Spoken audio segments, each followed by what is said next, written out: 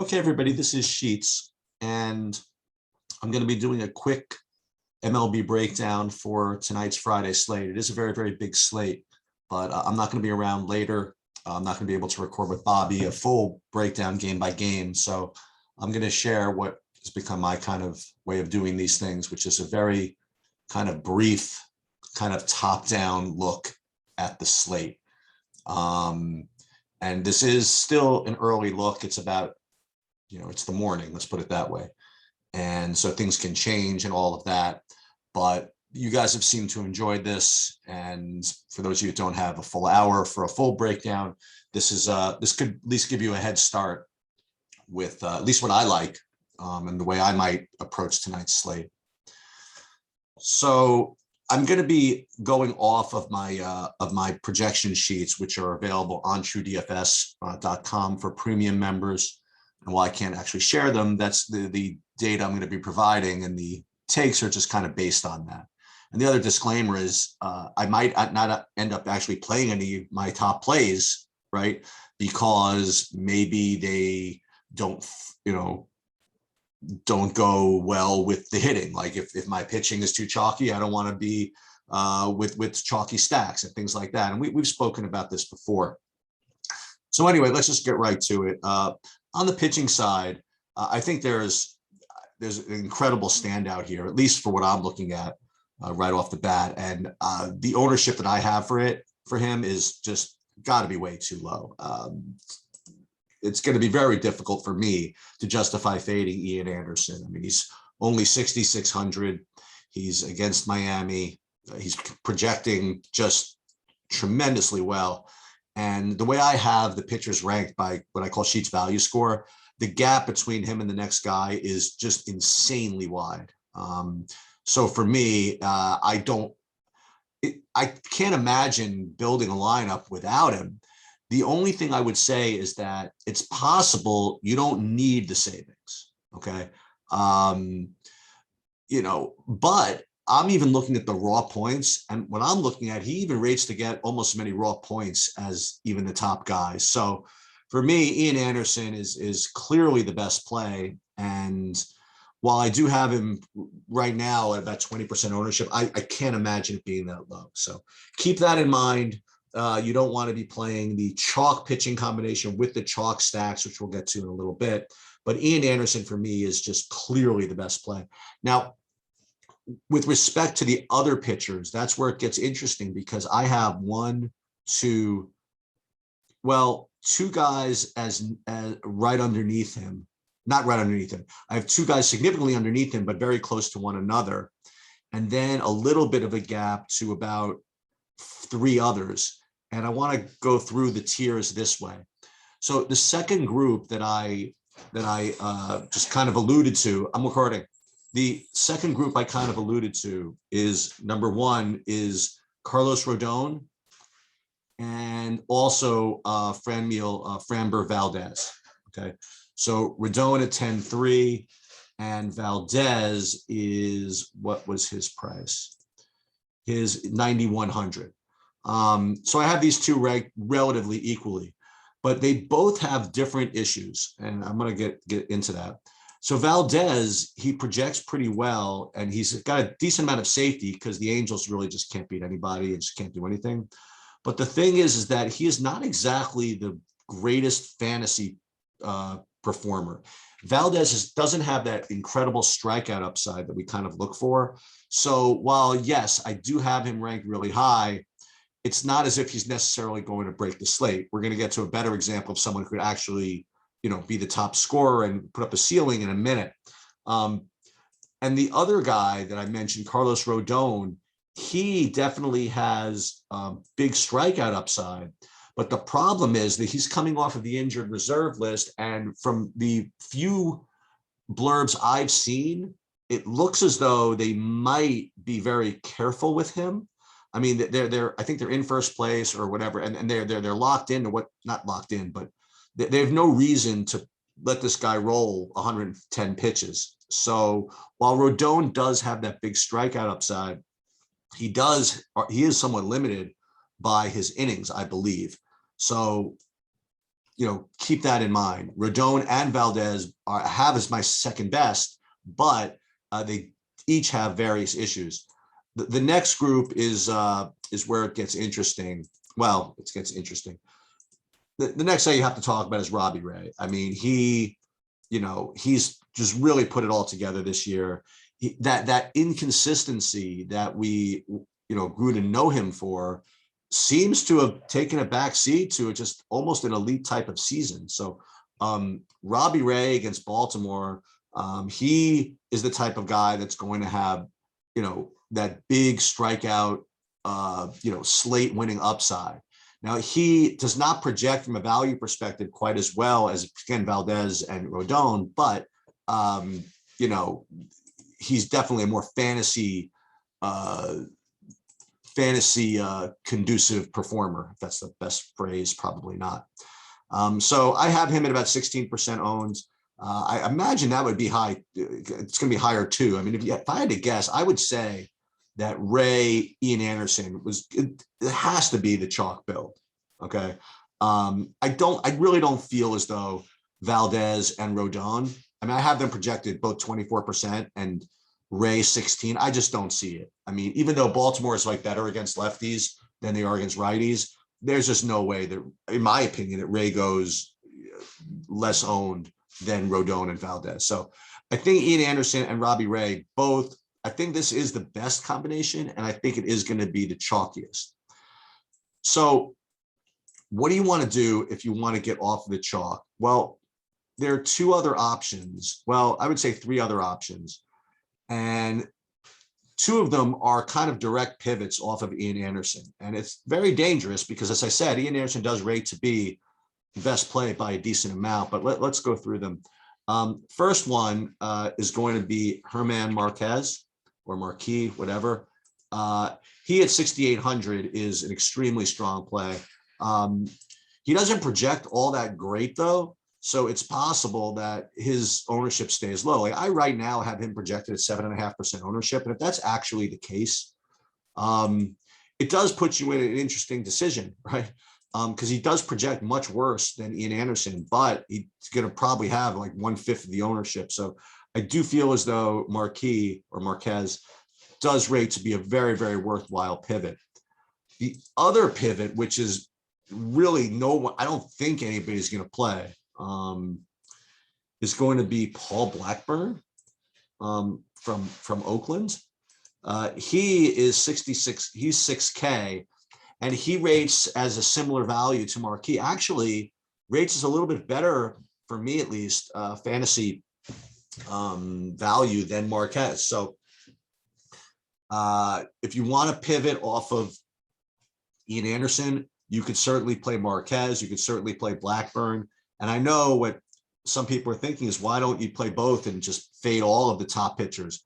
That's certainly possible too. We're going to have to take a look at what that gets us when it comes to stacks, but that is certainly an option. And if you didn't want to just be ultra contrarian, you could do, say, Ian Anderson with Herman Marquis, okay? And then again, pay up for hitting along the way. Then you're fading, right? You're fading Rodone, who's got issues. You're fading Valdez, who again doesn't necessarily have to put up a big ceiling, and you just gotta hope that Robbie Ray just kind of chills for like one game. So that's where I'm at with respect to the pitching. I mean, the guys that are on the outside looking in: Jordan Montgomery, not too exciting. Matthew Boyd, 5,600. I guess he's possible, but I don't think I'm going to get there today. Tyler Mahle, I'm just not going to get there. The Matthew Boyd thing is really enticing, though. I don't know. Tampa Bay's been just killing the ball, so I don't know if I want to do it. So that's what the deal with the hitting, and we're talking specifically about DraftKings today. So with respect to hitting, I don't know exactly why. I guess I'm going to find out in a second. But there's one team for me that stands out as just clearly above everybody else with respect to hitting. And it doesn't look like the ownership is going to be that out of control. And that's going to be Milwaukee. I don't know exactly why that is, but that just is the bottom line for me. So, if you were hand building, I mean, I can't tell you what to do, but I think Milwaukee is just clearly, at least for me, at least at 10:30 in the morning, the best stack. I mean, they rate for me a value perspective just higher than, so much higher than the next one. And then even just based on raw points, I have them second. All right. Now I want, keep something in mind. They're seconds, and first place in the raw points category is Toronto, and Toronto by a lot. Okay. So depends on what you want to do, but if you want to just jam in Milwaukee, then you don't even need to go, to the Marquez and Ian Anderson, that whole type thing, but if you want to play like Toronto, and that I think is the next best, then you might have to do something like this. But just for example, let me just kind of just put in some of these Toronto guys and see what they look like. So let's just pay up for everybody. Let's pay for Guerrero. We'll pay for Simeon. We'll pay for Bichette. Pay for Bichette. We'll pay for Teoscar Hernandez. And then be careful about Springer because he hasn't played in a couple of days. Just make sure that he's in before you go and do something like that. So if you are going to play all 5 of these guys, then you are going to probably have to, double pay down for pitching, which I think is a decent idea. So let's just see, just for example, if you do play Robbie Ray, what you would have to do. Let's say you really pay down, you play like Blackburn, for example. Can you get away with this? No. Okay. So if you want to fully stack the Torontos, you are going to have to double pay down for pitching, which is cool. I mean, I kind of like that. Now, again, Bobby is kind of a wizard with this. I mean, he can find ways to play these Toronto guys and just not play some of them, and maybe still be able to get like a Robbie Ray in there. But for me, I'm not as good. So if I'm going to play Toronto, it's probably going to be with one of those double pay down for pitching type bills. Let me let me state again. Well, I didn't even state it yet. What the Milwaukee guys would look like if we went and did that. So the Milwaukee guys would be where are we? Milwaukee. Kristen Yelich. He's no wonder he's 3,900. I mean, that's ridiculous. I mean, all these guys. Garcia 3,300. I mean, these guys have to be really chalky, right? Escobar. I don't know what they did to deserve this. Colton Wong. And then even if I try to overpay, I just even can't. Like Rowdy Tellez, I guess. He's 2K. I mean, see, this is the problem. This is the problem with the DK pricing. I mean, it makes these guys so easy to get to. And this ownership projection I have is just a joke. I mean, they are clearly, in my opinion, going to be the top owned stack. If not, you got yourself a scoop. This is basically, I think this is almost a broken slate. I mean, to have Milwaukee this cheap, now that I think about it, and to the point where, I mean, what's the point? I know what you can do, but I'll tell you in a second. So you could play, for example, if you wanted to, like Ray and Rodone, and then really just do whatever you want, So what I think is one thing you can do and play Milwaukee is, it's not even going to help. I mean, it's going to be so chalky. I don't think you can even do this. I was going to say play Robbie Ray with Ian Anderson. And if you did that, then you just overpay for all this. Okay. And I guess that's possible. So God, man, you found a way to you found a way to make a 15-game slate look really, really small. And unfortunately, that seems to be the deal. Let me look through and see if there's any other value that you can use to pivot off of these guys, because it is baseball. I mean, I'll throw them out there, but Kansas City looks pretty good. And after that, I mean, you're really just dumpster diving with respect to value rankings. So for me, it's a good day for me not to play that much, because there are only so many lineups I would really want to play. Like I probably only want to play Toronto and Milwaukee, and maybe some Kansas City just for funsies. And then Tampa, perhaps. So even though, again, it's a really, really big slate, for me, it's really easy. Anderson, then probably fade Rodone just because the innings. Then you have Ray, and then Valdez if you want to play him. And then it's either Milwaukee or Toronto. I think it's a pretty poor GPP type slate because, again, all this seems really, really obvious. Anyway, I can only tell you what I think. Just got to be honest. True TFS, true transparency. That's where I'm at for today. Let me look real quickly at Fanduel, see if you can't get a little bit different over there. No, I mean, on Fanduel, it's the same thing with the pitching. Ian Anderson, even at 7,800, top play. Rodone, Valdez, Marco Gonzalez shows up a little bit over there, and Robbie Ray. Let me look at the stacks over on Fanduel. Yeah, on Fanduel, that's the difference. On Fanduel, Milwaukee's not so clear. All right, so Fanduel, we might be able to do something. Let's take a look at this. So on Fanduel, if you played Ian Anderson, for example,